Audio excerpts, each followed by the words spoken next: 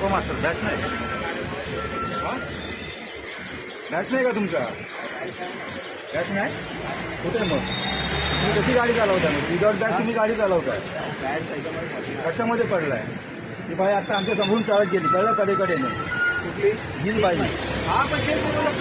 बोललो काय तुम्हाला डोळे नाही का तुम्ही ड्रायव्हिंग करता मस्करी करता गाडी एकदमच स्लो आहे कसली स्लो आता एवढ्यात का स्लो मध्ये कोणी मरतं का माणूस त्याच्या झटक्यामध्ये